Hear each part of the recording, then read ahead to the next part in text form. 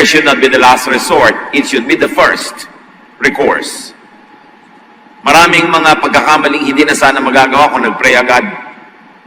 We could have been spared many difficulties and hardships and complex problems, complications, if only we pray at once. Mas nauuna yung ating pagsangguni sa Diyos. Mas nakakatipid tayo ng lakas at oras sa pwedeng maging mga pagkakamali. Not to mention that prayer will definitely be answered. Of course, the answer could be yes, no, or wait. But prayer could also be granted. We pray to receive a positive answer to our prayers. Although we accept it if it's a no or a wait. But we accept. And mere acceptance of God's will for us already gives us a lot of serenity. A lot of worry goes away. A lot of stress goes away when you are in communion with God. And whether or not God gives you what you want, having known that you communicated with God and having received God's answer enables you to be peaceful. Malaki ang nagagawa ng prayer. Huwag kayong mananalangin pag gipit na lang, pag huli na, wala na magawa. O wala na tayong magawa, magpe-pray na tayo. Pray agad. Sa simula pa lang. Gawin ang unahin. Philippians 4:6, don't worry about anything, but pray about everything. With thankful hearts, offer up your prayers and requests to God. And here we have an insight into a prayer that soothes and helps our nerves. Be thankful. The attitude of your prayer should be thankful, not complaining, not forever grumbling, but thankful. So first of all, you thank God for what you should thank God for, and approach the throne of God from a grateful heart, not from a demanding, spoiled brat. At pagka tayo pasalamat ng pasalamat, hindi man natin laging naaalala tuloy natin na oo nga pala, maraming dapat ipagpasalamat, maraming dapat ipagbunyi at ipagdiwang sa buhay. So what do you do with worry in your life? You cross out worry and replace it with thankfulness. Be thankful. Because we don't deserve anything from God. And when God does good to us, and He always does that, then we should be thankful. Pag thankful tayo, kumakalma na agad tayo. Tumataas ang presyon natin pag yan ang mareklamo eh. Pag magkagalitin, pag maraming expectation, hindi naman nangyayari, naiinis tayo, nagagalit tayo, na-stress tayo, and it's bad for our health. But to have less to worry about, and to help secure the future, instead of worry, plant good seeds. Many people worry because they never do the planting in the correct time. But those who fail to plant so that they could harvest, they actually plant to worry. Maraming pag-aalala nangyayari kasi hindi tayo nagtanim nung dapat oras na nagtanim tayo. Hindi tayo gumawa ng tama, hindi tayo gumawa ng mabuti. We never did our assignment, our homework. So now, we become worrisome. Kasi alam natin na may darating na mga pagbabayad ng mga utang, may darating na mga leveling up of things, pero pagka hindi ka gumawa ng tama, noong tamang oras, nagkakaroon ka ng alalahanin. Ecclesiastes 11:1-2, ship your grain across the sea, after many days you may receive a return. Invest in 7 ventures, yes, in 8. You do not know what disaster may come upon the land. So ang New International Version renders Ecclesiastes 11:1-2 as trading. Do more trading para meron kang tubo. Mamuhunan ka, magnegosyo ka para ka kumita, at mag-diversify ka. Mag-invest ka in 7 or 8 ventures kasi hindi man alam kung alin dyan ang magkiklik, kung alin ang kikita. And the contemporary English version of the same verses say, be generous and someday you will be rewarded. So this too is a kind of planting, like an economic activity is a kind of planting. Share what you have with 7 or 8 others, because you never know when disaster may strike. So kung meron tayong mga kabuhayan, meron tayong panahon, oras, time, talent, treasure, we share it with 7, 8 people, because you will never know who among those people would be grateful enough to help you in times of trouble. So you invest in many ventures because you don't know which really will work. However, too much diversification, could lead to disaster. Kaya sinabi, 7 or 8. Not too many. But don't put all of your eggs in one basket. Don't invest everything in just one thing. Kasi pag nawala yon, marami kang alalahanin. Planting many seeds in many places gives you more reason to be hopeful, optimistic, and positive. It also gives you chances of being pleasantly surprised by the harvest that could come. Instead of worry, sleep. Kung meron isang napaka-practical na payo para sa mga mapag-alala, lagi nag-aalala, lagi nag-iisip, itulog nyo yan. Kasi kapupuyat naman, kaiisip, hindi rin nalulutas ang problema. Puyat ka pa. Kinabukasan tuloy, lalo hindi ka makapag-isip dahil parang nakalutang sa hangin ang iyong utak. Sleep relaxes. Sleep resets the mind. Kumbaga, sikip na yung kwerdas ng utak nyo. Pag natulog kayo, lukuluwag ulit, nare-reset. The reading goes back to zero. It becomes neutral enough to accept and to receive inspiration that probably never found space when you were too preoccupied with your nagging thoughts. Sleep could even bring you to another dimension of consciousness, into the counsel of God. We know of many Bible characters who found the greatest instructions at sleep while they are sleeping. Well-timed sleep could be your first step in problem solving. Especially when, despite your attempts, you never seem to find the right solution to your problems, itulog yan. And do not think of problems at night. Just before sleeping, you might have all the horrific dreams that could happen. Ecclesiastes 5:3, a dream comes when there are many cares. And the contemporary English version says, if you keep thinking about something, you will dream about it. That's why many self-appointed prophets keep on seeing dreams and visions and dreams, because they keep thinking about it. And when you're obsessed with something, focused on something, you will dream about it. Do not mistake every dream for a direct revelation from the divine. Dapat sinusuri mo rin yan. Pag sobrang laging gusto mo, lagi mong iniisip, mapapanaginipan mo yan kahit hindi ka propeta. And of course, if you like to think and dream of positive things, fill your minds with positive thoughts before sleeping. Ecclesiastes 11:10, rid yourself of all worry and pain. Have you noticed that life seems more dreary, problems seem more terrible between 12 midnight and 4 a.m. Mas madrama ang buhay pag hating gabi. Pag may namimiss kayong tao, subukan yung maalala yan ng mga 1 a.m., 2 a.m., halos mabaliw kayo sa pagkamiss. Pag meron kayo iniisip ng problema, para ang lala ng problema, lalo't kayo lang yung gising. Pag may iniisip kayong mabibigat ng mga suliranin, mga nakakatakot na bagay, dumodoble ang horror between 12 midnight and 4 a.m. Pero subukan nyo, kahit anong dramang bukid ang gawin nyo, pag madaling araw, pag hating gabi, kinabukasan wala na, masigla na kayo ulit. Merong nangyayari na pag nagliliwanag na ang araw, itinataboy na rin yung mga kung ano-anong nagpupugad at namumugad ng mga horror sa ating utak. Kaya huwag kayong masyado mag-isip pag gabi. Itulog nyo yan. It is important to be asleep at night, because problems compound. Horrors become more horrific when you think about it in the depths of the night. So sleep, so you don't get to think about it and be obsessed with it, because the moment you wake up the following morning, things become brighter. Actually, nothing changed, only the time. But there's something about our body clock, and there's something about the way we think and our emotions connected with the night or the day. Kaya itulog nyo yung gabi para makaraos, makalampas, at mag-survive. Matthew 6:27, can worry make you live longer?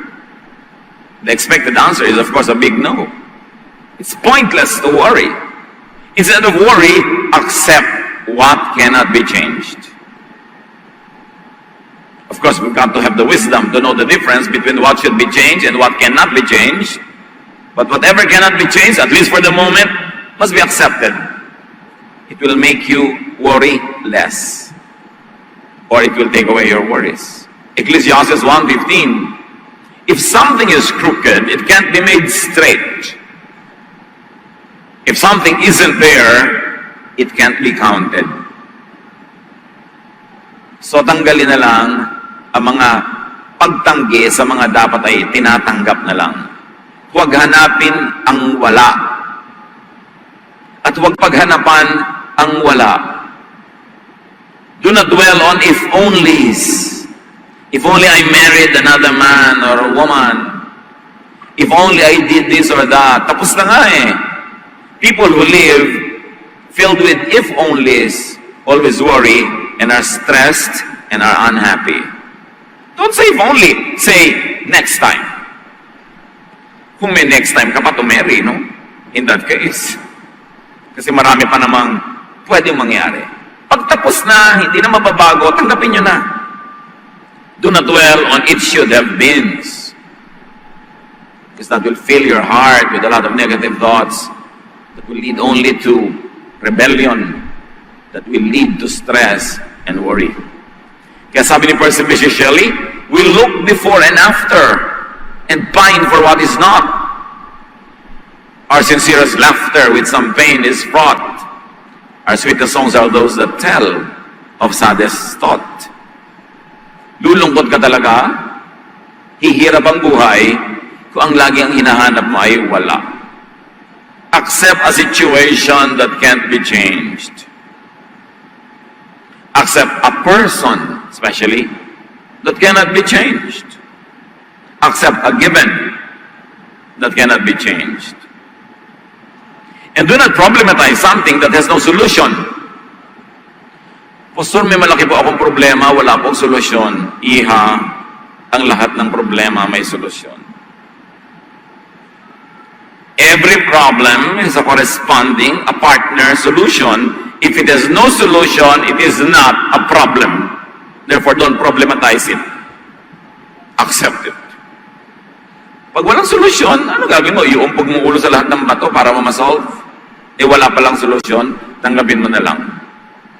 After doing everything that you possibly could to ensure that your life is good and things will happen as they should happen, instead of worry, entrust everything to God. Ipagkatiwala ang lahat sa Diyos, matapos na nagawa mo na ang lahat ng pwede mong gawin. Kailangan gawin mo muna yung dapat mong gawin. Magtanim ka kung dapat ka magtanim, makipagkasundo ka kung dapat ka makipagkasundo, gumawa ka ng mabuti. Pag nagawa mo na yung mga dapat mong gawin, ipagtiwala mo na sa Diyos, huwag mo nang isipin. Kasi kahit naman isipin mo, hindi mo rin maapektuhan yan. 1 Peter 5:7, God cares for you, so turn all your worries over to Him. And let me be emphatic, after you have done everything you could to improve the situation, to solve the problem, turn everything else to God and do not worry. And do not contend with God. Si Job, nung may mga nangyari sa buhay niya na sa palagi niya hindi dapat mangyari, nakipagtalo siya sa Diyos. Sabi niya, hindi ko naman dapat deserve to. Bakit ako nagkaganito? Nagkasakit? Bakit ako naghihirap? Ang buti-buti kong tao. So sabi sa kanya ng Panginoon sa Job 38, 1-4, from out of a storm, the Lord said to Job, why do you talk so much when you know so little? Now get ready to face me. Can you answer the questions I ask? How did I lay the foundation of the earth? Were you there?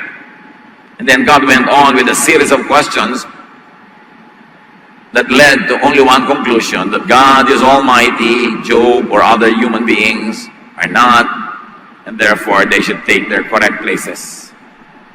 Huwag ka na makipagtalo sa Diyos, kung yun ang kalooban ng Diyos at yun ang naganap, siguradong yun ang pinakamabuti para sa iyo, at least at that moment. At walang buting itudulot ang magreklamo at ang magtampo pa sa Diyos. Minsan nagtatampo pa iba sa Diyos, anong mapapala mo na magtatampo ka sa Diyos? Mananalo ka ba? Tanggapin ang dapat tanggapin, baguhin ang pwedeng baguhin, at huwag mag-alala. Matthew 6:25-26, sabi ng Panginoong Jesus, I tell you not to worry about your life. Don't worry about having something to eat, drink, or wear. Isn't life more than food or clothing? Look at the birds in the sky. They don't plant or harvest. They don't even store grains in barns. Yet your Father in heaven takes care of them. Aren't you worth more?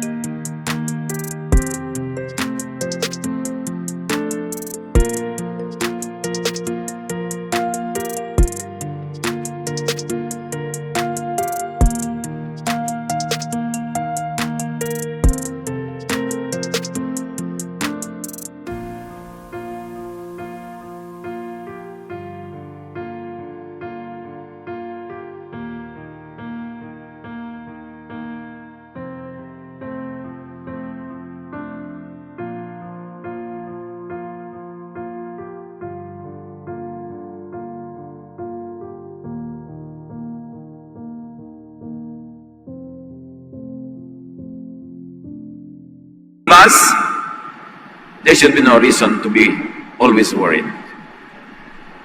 Mahal tayo ng Diyos, makapangyarihan ang Diyos, alam ng Diyos ang nangyayari, kaya liban na lang sinasadya natin sumaway sa kalooban ng Diyos. Therefore, ang nangyayari sa buhay natin ay siyang pinakamabuting pwede mangyari given all the surrounding facts of life. Kaya huwag tayong makipagtalo sa Diyos.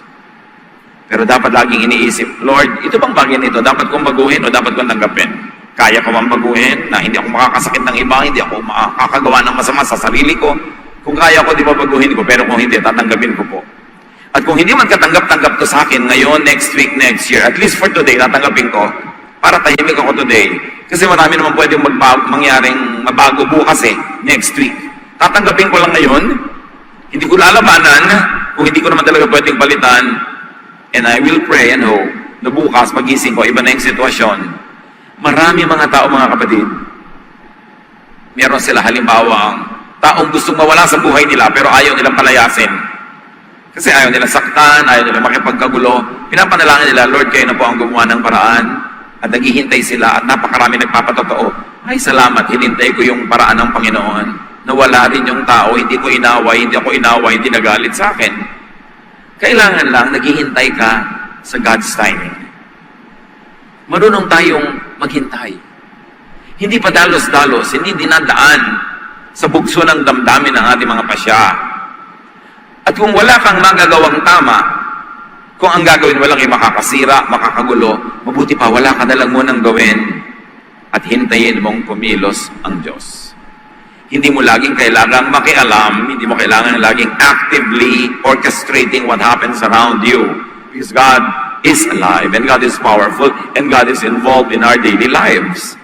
At napakalaking advantage sa ating mga anak ng Diyos yun na meron tayong inaasahan ng Diyos, meron tayong pinupuntahan, at sa mga bagay na din natin maunawa na ipapasa Diyos natin dahil tayo nagtitiwala sa Kanya. Ano ang mga worries niyo sa buhay? Worried ba kayo about the future? Worried ba kayo about health? Worried ba tayo about money? Worried ba tayo about social relationships, about professional situations and professional issues? Lahat yan alam ng Diyos. Gawin natin kung anong tama. Lagi tayong gumawa ng mahusay, magtanim ng mabuti, umasang aanin nun, at ipasa Diyos ang lahat. Meanwhile, don't allow worry about things that are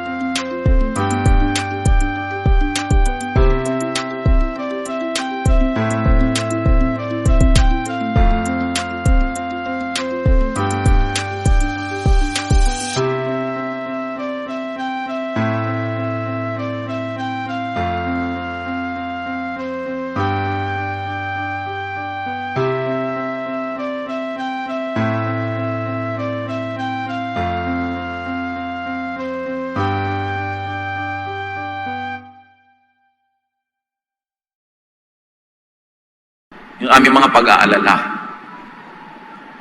Turuan niyo kami magtiwala sa inyo, gawin ang tama, at mabukas ang mata namin sa napakaraming magagandang bagay na dapat naming malasap, ma-enjoy, kung hindi lang kami laging nag-aalala at laging natatakot. Panginoon, palitan mo ng kapayapaan. Palitan niyo po ng inspirasyon. Palitan niyo ng kaliwanagan. Palitan niyo ng lakas.